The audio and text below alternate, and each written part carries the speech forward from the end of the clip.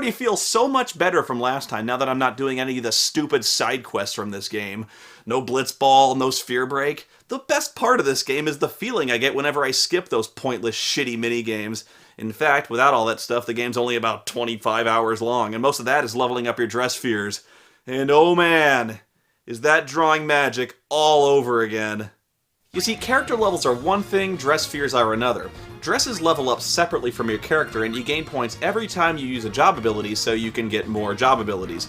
Problem is, you need a lot of points, there are a lot of dress spheres, and getting points takes a lot of time. You'll spend days just running around in circles around a save point, fighting the same monsters over and over and over again, which I guess is pretty standard if you played old school RPGs, but geez, here it's just tedious and it really breaks up the game's momentum, especially when you find the trick to maxing out your dress spheres with basically no effort. I think everyone figured this out at some point playing the game. All you have to do is find an elemental monster and have your white mage cast Reflect on the party. Since elementals only have one attack, that's casting an element spell, the spell will bounce off your party and hit the monster. So the monster can't touch you, and you can pretty much use any ability you want, as many times as you want, since the monster is healing itself with its own reflected spells. Nobody is hurting anybody, you're getting job points, and you can max out all your dress spheres in one combat given enough time and patience. Oh great, once again a game I can play without actually looking at it. You know guys, if I can play the better part of your game while comfortably reading a book, and I did, you have failed as storytellers! And programmers! Even so, the combat and job system are still easily the best parts of this game despite my bitching. I'd even go so far as to say that despite it being very easily exploited in many different ways, there's a lot of depth and strategy to be discovered.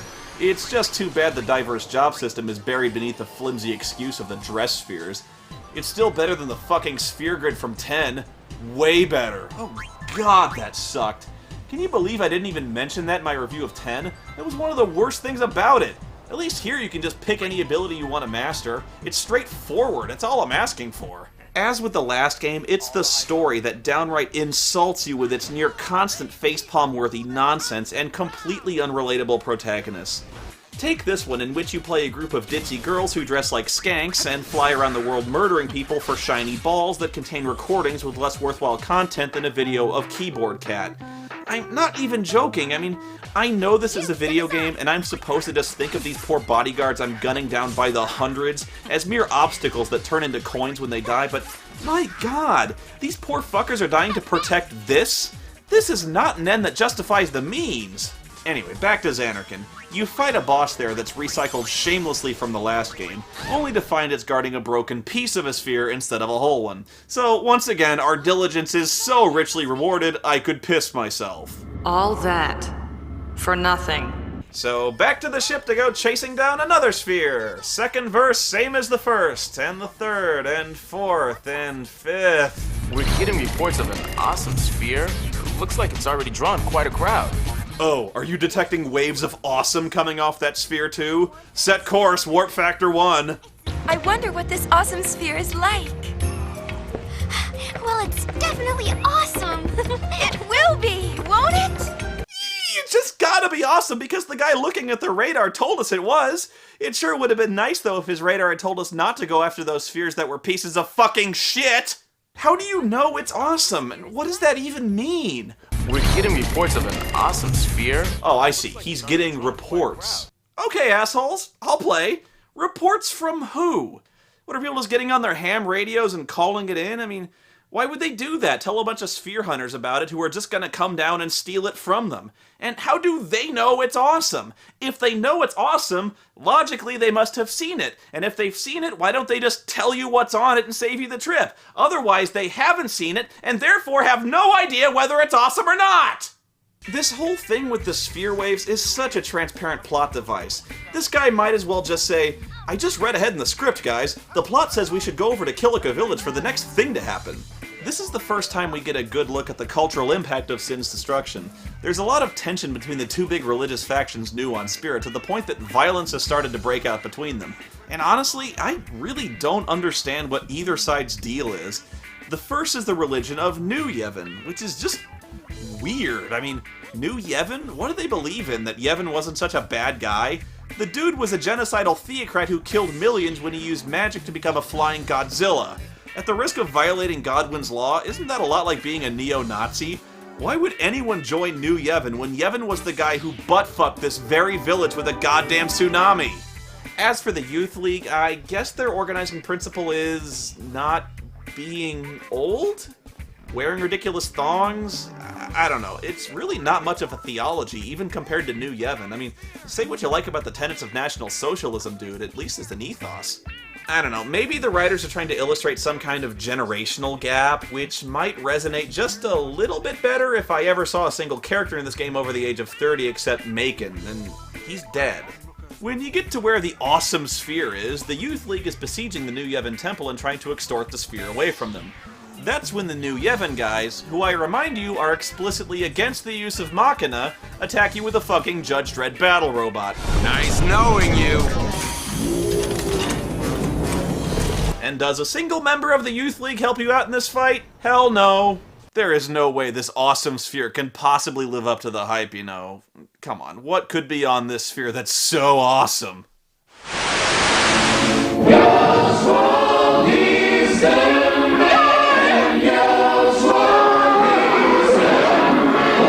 Awesome! No, actually, we see a guy who looks like Titus, but who doesn't dress like nearly as much of an idiot. You know, you're all I can count on to save land.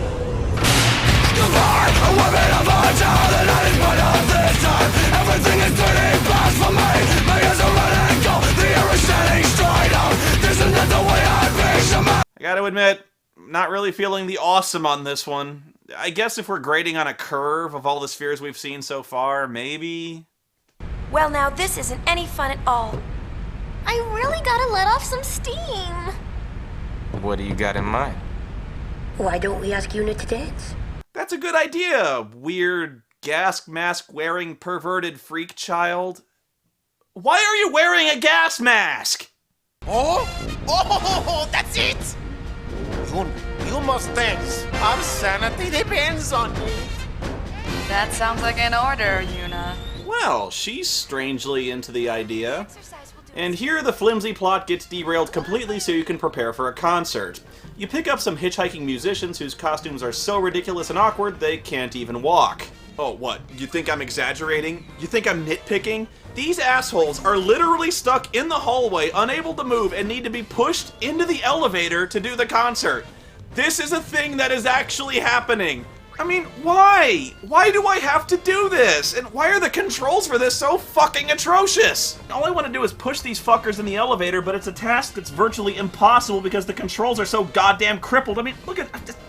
I want to push the guy forward in a straight line in the elevator, but I can't. It's like they move around like on a fucking air hockey table or an ice rink or something. And oh Jesus, I gotta do this 2 more times. I can barely get behind these guys, let alone see them. I mean, oh, what the fuck is this? Christ, the fucking camera is horrible. I just want the fat bitch to go in the fucking elevator. I mean, what the fuck? In real life, this wouldn't be a problem. You just get behind the fucker and push, but in no way, with no combination of mind-altering fucking drugs, could anyone think this is a well-designed, interesting, fun party. Like, I mean, look at this. What the fuck am I doing? I am pushing a fat fucker with bongo strapped to his gut into an elevator. If he'd fucking go in, I mean, oh, fuck, what the fuck? He bounced! He bounced out of the elevator, and now he phased through solid matter. I mean, what the fuck are these guys anyway? Of course, they'd have to be furries, even though we never see a single representative of their respective races outside of this fucking concert.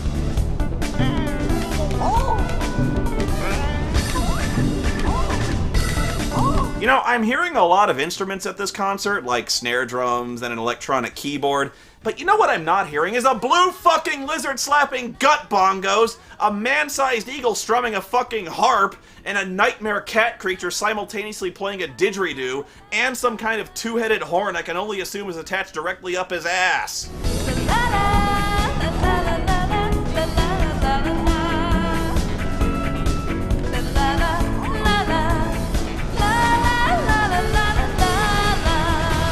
Oh, come on. Even songs written by the Monkees had more substantive lyrics than this. Monkey! No, these monkeys. You're telling me she doesn't know the words to any songs? This is her whole set? This music is almost as bad as that one time I got tricked into going to the Nostalgia Chicks accordion recital.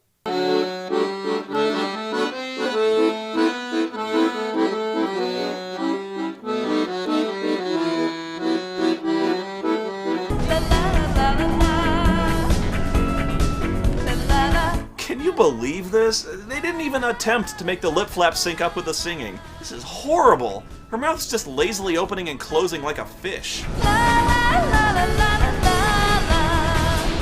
Interruders. Anything missing? Still investigating. The broken sphere from the Xanarkand ruins is missing. Looks like the burglar left us a present. Oh, I guess the sphere wave detector was broken when she brought that fucking beast on board your own ship! Okay, last time I rag on the sphere waves, I promised, but come on, I'm a little confused here. I thought spheres were some kind of ancient technology made of fireflies or the souls of the dead or some crap, but apparently anyone can make them anytime they want with custom logos. Who's on top now, dull wings? It'll be 1,000 years before you can take on the mighty LeBlanc. That's right, Dullwinged. Once again, you see the power of the imperious forces of... What the fuck? I can't stop it. I have Parkinson's. Oh my god, seizure. It'll be 1,000 years before you can take on the mighty LeBlanc. She got us. Oh, poop. Yuna, don't talk like that. Poopy. Oh, such language, Yuna. And from a high summoner, too. We're gonna take it back. No one messes with us. I want her dead! I want her family dead! I want her house burned to the ground! We're forgetting who we are. We're sphere hunters, the Gullwings. In retaliation for this theft, the ladies decide to break into Chateau LeBlanc and steal the broken sphere back, but it's too heavily guarded for a direct assault, so instead, they decide to disguise themselves in the uniforms of LeBlanc's female ninjas and sneak in. But this means having to travel the globe trying to find the uniforms first. Beat them up and steal their uniforms. 3 of them. Damn! If only we had some kind of magic device that would allow us to instantaneously recreate any suit of clothes we wanted at any time. This plan relies rather heavily on the flimsy assumption that when LeBlanc's ninjas show up to work, they don't make them, take their masks off or have some kind of security code or password. Monkey! Hey, here's a plan. Fly circles around the building and reduce it to rubble with your airship's tactical missile strike capability. I'd give that bitch about an hour to turn over the sphere and all the other spheres she has, and then I'd pound this entire fucking city into scorched glass with my ballistic nuclear cock. So you go looking for uniforms on the sacred Ronso Mountains, only to approach the top and find the whole place impassable. This is suicide, turn back! But if you keep exploring a little, you find a hot spring in the mountain where 2 of LeBlanc's lady ninjas are upping the fan service ratio. That water felt great. Can you believe there's a hot spring in a place like this? But isn't this supposed to be sacred Ronso ground? The rock Yuna's standing on falls into the water and scares the ladies off, leaving one of their uniforms behind. And that's when this game stops even pretending it's actually about something. Well, as long as we're here. On sacred ground? No one's looking.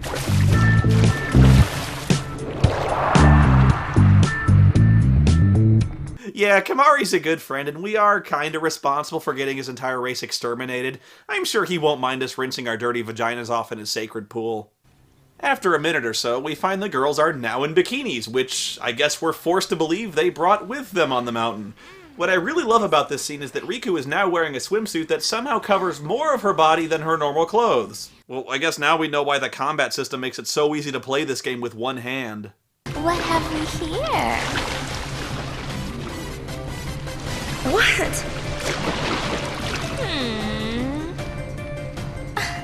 Whatever. I know who's got it going on. I'm sorry. Is that a chick thing? I mean, I wouldn't know, but do women routinely go up to each other in the shower and compare the size of their boobs? Because I gotta tell you, guys don't do that. Guys do not look over at the other guy pissing next to them in the public bathroom and go, nice. I mean, not the places I go to. I mean, Jesus, like, look, even if this does happen somewhere, I certainly hope it doesn't happen when the other person in question is your fucking cousin. Because that's what they are. Yuna and Riku are cousins. I mean, oh, it's just creepy that you're getting any kind of sexual vibe between these two. Blech. You know what's even worse is this fucking guy, who's also Yuna's cousin, and we're reminded constantly of the fact that he's trying desperately to bone her too. Leader must be tough. Sicko! Dancing, Yuna, I want to see. It'll cost you. You got problems, Japan. You got big problems. A subplot of this game is an incestuous love triangle?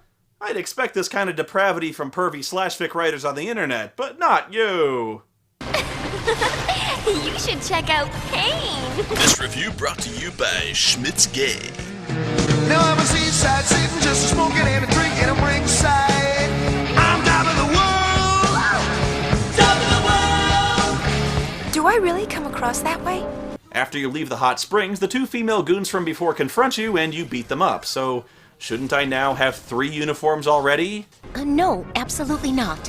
No, of course not. You have to complete 2 other missions to get those. Okay, what the hell are these 2 wearing? Really, I defy you to explain this to me. Is this a uniform, or what is it? Who gets up in the morning and just decides, you know, I'll go with thigh-high boots with garters attached to my purple corset with shoulder pads, and under that, my green and yellow front zipper turtleneck bikini. No pants, baby! That's how the Youth League rolls. No pants! Pretty much every time you find a uniform, it's around another dress sphere, and you have to fight LeBlanc's 2 goofy henchmen. Every fucking time. What? You're not giving it back? The nerve! What is with the lip flaps? The nerve! The nerve!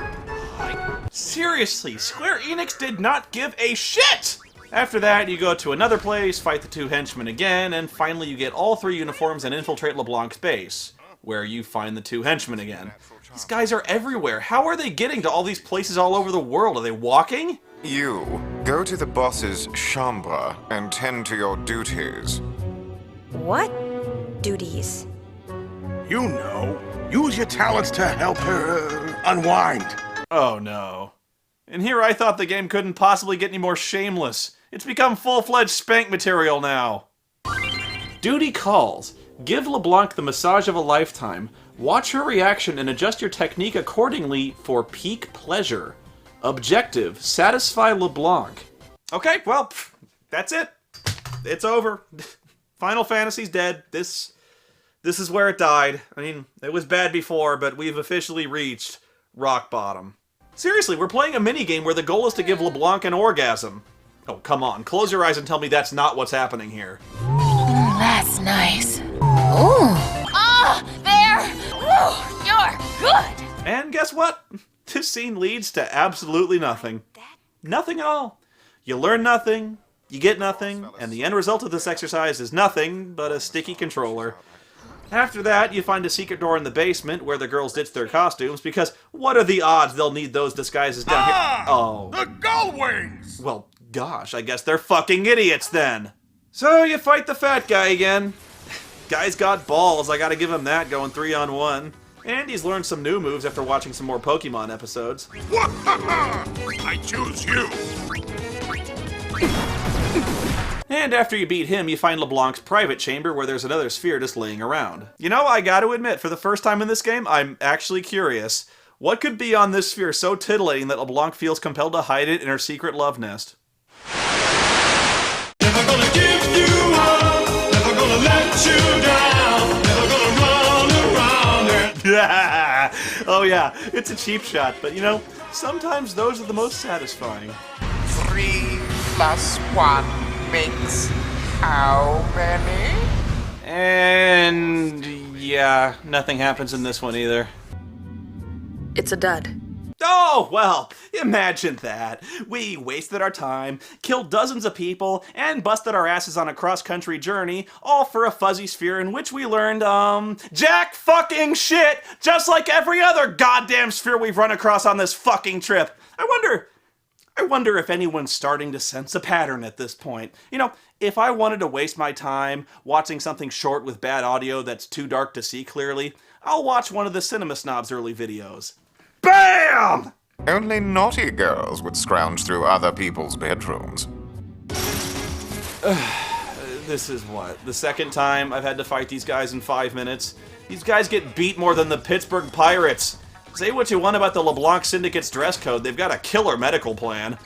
I sure hope you're not sick of fighting these guys like I was 3 fights ago. Because once you find the stolen sphere, LeBlanc throws them at you. Fucking again. Time to clobber the robber. Oh, God, I need a break. This game is driving me nuts. Here, why don't you take over, get some footage for part 3? I'm gonna go watch a movie. Am I stealing your spot? Yes, sir. I heard that curtain. Jackass. Gotta get lost to grenade. I need them notice. How can you play so many shitty games when you pass out easy on the drive? A movie director was brought on crack. Spoony is the only thing going back. Spoony experiment.